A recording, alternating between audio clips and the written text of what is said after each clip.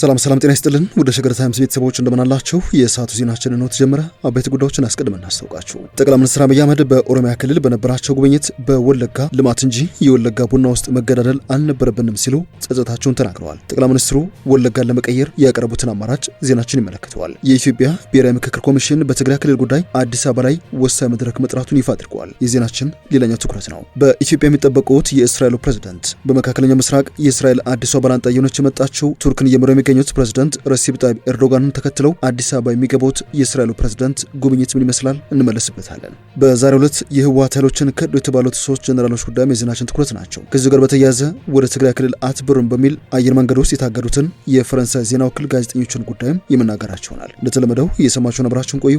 የቻናላችን የዘውትር አክብሮታዊ ግብዣ ነው።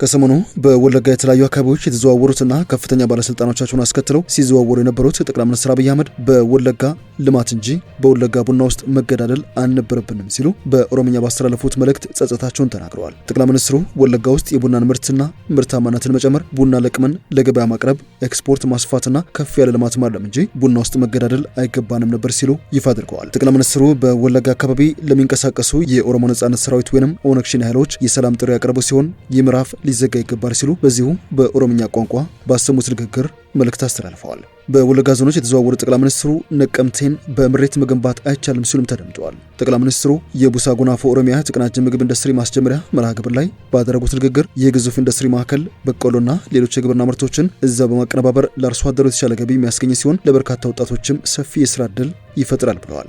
የከተማ ተወላጅ የሆኑ ባለሀብቶችና ዲያስፖራ አባላት በፓርኩ ውስጥ ኢንቨስት በማድረግ የከተማቸውን እድገት እንዲያፋጥኑ ጠቅላይ ሚኒስትሩም በዚሁ አጋጣሚ ጥሪ አቅርበዋል። ነቀምቴን መገንባት የሚቻለው በስራና በልማት እንጂ በምሬት እንዳልሆነ በመግለጽ ሁሉም ለከተማው ብልጽግና የበኩሉን እንዲወጣ ነው ያሳሰቡት። የቡሳ ጎናፎ የመረዳዳትና የራስን የመቻል እሴትን በማጎልበት ከልመና አውጥቶ በራስ ጥረት መበልጸግ እንደሚገባ የገለጹ ጠቅላይ ሚኒስትሩ ኢትዮጵያን እርስ በርስ ከመናቆር ይልቅ ወደ ስራና ወደ ጠንካራ አንድነት እንዲመለሱም ጥሪያቸውን አስተላልፈዋል።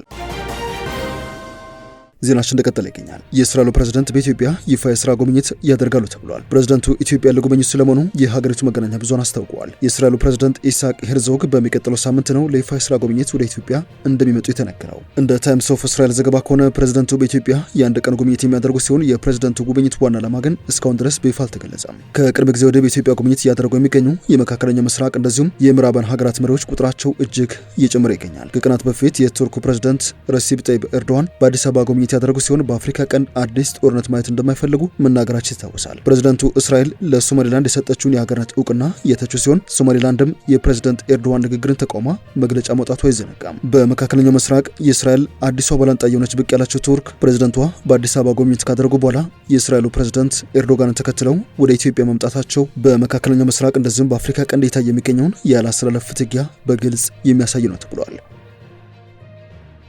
የሰዓቱ ዜናችን እንደቀጠለ ይገኛል። በዛሬው ዕለት የፈረንሳይ ዜና አገልግሎት ጋዜጠኞች ወደ ትግራይ ክልል ዘገባ ለመስራት መብረር እንደማይችሉና ኤርፖርት ለመታገዳቸው ተሰምተዋል። አንድ የፈረንሳይ ዜና አገልግሎት አዣንስ ፍራንስ ፕሬስ ጋዜጠኛ ወደ ትግራይ ክልል እንዳይበር መከልከሉን ዜና አገልግሎቱ ዛሬ ከቀትር በፊት ይፋ አድርጓል። በትግራይ ክልል ድንበር አካባቢ ተቀስቅሷል በተባለው ውጥረት አዲስ ግጭት ሊፈጠር ይችላል የሚል ስጋት ማሳደሩ ከሰሞኑ ሲዘገብ ቆይቷል። በዛሬው ዕለት ብሉምበርግ ባወጣው ዘገባ የኢትዮጵያ መንግስትም ሆነ የኤርትራቸው ወደ ኢትዮጵያና ኤርትራ ድንበር አካባቢ የጦር መሳሪያዎችን እያከማቹ ነው ሲል ይፋ አድርጎ ነበረ። በአፍሪካ ቀንድ በምትገኘው ሀገር የሀሳብ ልዩነት ያላቸው ተቃዋሚዎች ይታፈናሉ ሲል የፖለቲካ አንቂዎች በተደጋጋሚ ትችት ማቅረባቸውን ከቅርብ ወራት ወዲህም በርካታ ጋዜጠኞች ለእስር መጋለጣቸውን የስራ ፈቃዳቸው መሰረዙንም ዜና ምንጩ በዘገባው አትተዋል። አዲስ አበባ የሚገኘው የአዣንስ ፍራንስ ፕሬስ ዘጋቢ ከኢትዮጵያ ውጭ ጉዳይ ሚኒስቴር ፈቃድ ባለመያዙ ወደ ሽሬ ትግራይ እንዳይበር መከልከሉን ነው ዘገባው ያመላክተው። ነገር ግን ክልከላውን በተመለከተ ይህ ዛሬ ወይንም ትላንት በስራ ላይ የዋለ አዲስ ህግ ነው ሲሉ በአዲስ አበባ አውሮፕላን ማረፊያ የጸጥታ ሰራተኞች ማስረጃ ሲያቀርቡ መግለጻቸውን የዜና ምንጩ ዘግበዋል። ባለፈው ሳምንት ኢትዮጵያ ውስጥ የሱዳን ፈጥኖ ደራሽ ኃይሎች ማሰልጠኛ ጣቢያ ስለመኖሩ የዘገቡ 3 የሮይተርስ ጋዜጠኞች የጋዜጠኝነት ፈቃድ ለማደስ መከልከላቸውን የዜና ምንጩ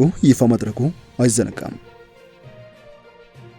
የሰዓቱ ዜናችን እንደቀጠለ ይገኛል። የኢትዮጵያ ሀገራዊ ምክክር ኮሚሽን በትግራይ ክልል ጉዳይ ሊያከናውን ያቀደውን የምክክር ሂደት ለማስጀመር አዲስ ስልት መንደፉን ይፋ አድርጓል። ዋና ኮሚሽነሩ ፕሮፌሰር መስፍን አርአያ እንደተናገሩት ከሆነ በሚቀጥለው ሳምንት መጨረሻ በአዲስ አበባ ለሚኖሩ የትግራይ ተወላጆችና ከክልሉ ለሚወጡ የተለያዩ የማህበረሰብ ክፍሎች ከፍተኛ ጥሪ በማድረግ የምክር ሀሳብ ማሰባሰቢያ መርሃ ግብር ያካሂዳል ብለዋል። ይህ ውሳኔ የተላለፈው በክልሉ ውስጥ ተሳታፊዎችን የመለየት ሂደት በተቀመጠው የጊዜ ገደብ አለመከናወኑን ተከትሎ ሂደቱን ሳይገታ ለመቀጠል ታስቦ ነው ሲሉ መናገራቸውን ኢትዮጵያ ኢንሳይደር ዘግበዋል። ኮሚሽኑ ባለፉት 4 ዓመታት መድረስ ከነበረበት 1332 አካባቢዎች ውስጥ 93% በሚሆኑት ላይ የተወካዮች ምርጫና የአጀንዳ ማሰባሰብ ስራ ማጠናቀቁን ለህዝብ ተወካዮች ምክር ቤት አስታውቋል። በትግራይ ክልል ያለው ሁኔታ እስኪመቻች ድረስ ዝም ብሎ ከመቀመጥ ይልቅ በከተማ የሚገኙና ከክልሉ የሚወጡ ወካዮችን በማሳተፍ አጀንዳዎችን ቀድሞ ለመውሰድ መታቀዱን ፕሮፌሰር መስፍን አስታውቋል። መርሃ ግብሩ በዋናነት ተሳታፊዎች በቀጣይ ምን መደረግ እንዳለበት ያላቸውን ምክረ ሀሳብ የሚሰጡበትና ድምጻቸውን የሚያሰሙበት መድረክም ይሆናል የተባለው ይህ ከፍተኛ ጥሪ በትግራይና በፌዴራል መንግስት መካከል ያለውን የምክክር ድልድይ ለማጠናከርም ትልቅ ሚና ይኖረዋል ተብሎ ይጠበቃል። ኮሚሽኑ ዞሮ አጀንዳውን ከትግራይ ህዝብ መውሰድ ዋና ግቡ ስለመሆኑ አረጋግጦ አሁን የሚደረገው ጥረት ጊዜያዊ መሰናክሎችን አልፎ የክልሉን ማህበረሰብ በሀገራዊ ምክክር ውስጥ በንቃት ለማሳተፍ እየተወጠነ ነው ብለዋል። ይህ ደግሞ ለዓመታት ሲጠበቅ የነበረው ሁሉን አቀፍ ምክክር ወደ ማጠቃለያ ምዕራፍ እንዲቃረብ የሚያደርገው ወሳኝ እርምጃ ስለመሆኑ ይፋ አድርገዋል። ከትግራይ ክልል ጉዳይ አልወጣንም። 3 ጄኔራሎች የህወሓትን ጦር ከድተው በአፋር ክልል በስፋት ወደሚንቀሳቀሱት የሐራ መሬት ታጣቂዎች መቀላቀላቸው የተዘገበ ይገኛል። ከሰሜን ኢትዮጵያ ወቅታዊ ክስተቶች ጋር በተያያዘ የተሰማው አዲስ ነገር የህወሓት አዋጊዎች የነበሩ 2 ጄኔራሎችና 1 ኮሎኔል የጦር አመራሮች ከከፍተኛ የጥበቃ ክትትልና የቁም እስረኝነት አምልጠው በአፋር ክልል ወደሚንቀሳቀሱ የሐራ መሬት ወይንም የነጻ መሬት ኃይሎችን እንደተቀላቀሉ ከዚህ አስቀድመውም አዲስ አበባ መግባታቸውን የተሰማው። ከነዚህ የጦር አመራሮች መካከል በመቀሌ ያልታወቀ ስፍራ በቁም እስር ላይ የነበሩት ጄኔራል ጉሽ ገብረ እንደዚሁም ጄኔራል ከበደ ፍቃዱና ኮሎኔል ንጉስ ወለጋ ከትግራይ ክልል አምልጠው ወይንም ወጥተው አዲስ አበባ ገብቷል ነው የተባለው። የአርሚ 15 ዋና አዛዥ የነበሩትና በቅርቡ በህወሓት ጄኔራሎች ታፍነው ወዳልታወቀ ቦታ ታስረው የነበሩት በኋላም በዋስ እንደተፈቱ የተነገረላቸው ጄኔራል ጉሽ ገብረ በዚህ ሰዓት አዲስ አበባ እንደሚገኙ የመረጃ ምንጮች እየዘገቡ ይገኛሉ። ከዚህ ባለፈ የህወሓት ሰራዊት ውስጥ አርሚ 22 የተባለ ጦር አዛዥ የነበሩና በቅርቡ ጦርነትን አልቀበልም በማለታቸው ከሰራዊቱ ታግደው የነበሩት ጄኔራል ከበደ ፍቃዱ አዲስ አበባ ከገቡት መካከል አንዱ ናቸው ተብሏል። የትግራይ ክልል የልዩ ኃይል ዋና አዛዥ የነበሩት ኮሎኔል ንጉስ ወልደ ገብርኤል ወይንም ንጉስ ወለጋ በአፋር ክልል ወደሚገኙት የሐራ መሬት የተቀላቀሉና አዲስ አበባ የሚገኙ ናቸው ተብሏል። ኢዜማና እናት ፓርቲ ለ7ኛው ጠቅላላ ምርጫ የቅስቀሳ ዝግጅታቸውን ማጠናቀቃቸውን ይፋ አድርገዋል። ይፋ የምረጡኝና የምርጫ ካርድ እንደወሰዱ ቅስቀሳቸውን በማህበራዊ ሚዲያ መጀመራቸውን የገለጹት ፓርቲዎቹ በአደባባይና በጎዳናዎች ላይ የሚደረጉ ቅስቀሳዎችን ለመጀመርም የቅድመ ዝግጅት ስራዎችን አጠናቀናል በናቸው። የኢዜማ ህዝብ ግንኙነት ኃላፊ ኢዩኤል ሰለሞን የ7ኛውን ጠቅላላ ምርጫ ዝግጅት አስመልክቶ እንደተናገሩት ከሆነ ፓርቲው የቅስቀሳ ስራውን በባለሙያ የታገዘ ለማድረግ የህዝብ ግንኙነት ባለሙያ መቅጠሩንና የሚዲያ ተቋማትን በመጠቀም ዓላማውን ለህዝብ ለማስረዳት ዝግጁ ስለመሆኑ አብራርተዋል። የእናት ፓርቲ አባልና ፖለቲከኛ ጌትነት ወርቁ በበኩላቸው ፓርቲያቸው የቴሌቪዥን ክርክሮችን መጀመሩን ማህበራዊ ሚዲያን በመጠቀም ፕሮግራሙን የማስተዋወቅ ስራ እያከናወነ ይገኛል ባናቸው። እናት ፓርቲ በጋራ ትብብር የተሻለ እንቅስቃሴ ለማድረግ እየሰራ ስለመሆኑ የጠቀሱት ጌትነት ከጎዳና ላይ ቅስቀሳ ጋር በተያያዘ ግን በመላ ሀገሪቱ ያሉ ነባራዊ ሁኔታዎች አስቸጋሪ በመሆናቸው እንቅስቃሴያቸው በአዲስ አበባ ላይ ብቻ ሊወሰን እንደሚችል አስታውቀዋል። ወደ መጨረሻ ጉዳያችን እናምራ።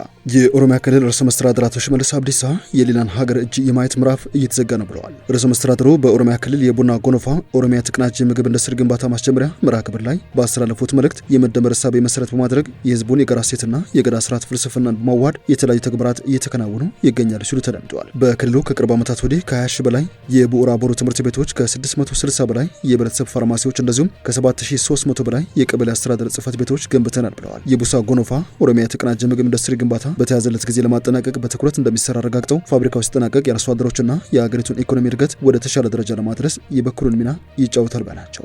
በክልሉ የሴፍቲኔት ድጋፍ ሳይሆን በላቡ ሀብቱን አፍርቶ ለሌላው የሚተርፍ ዜጋ እየፈጠርን ያሉት ሽመልስ በዚህም ተስፋ ሰጪ ውጤቶችን እየተመዘገቡ ይገኛሉ ሲሉ ነው የጠቆሙት። ወደ ሸገር ታይምስ ቤተሰቦች የሰዓቱ ዜናችን አበቃ። በያላችሁበት ሰናይ ጊዜ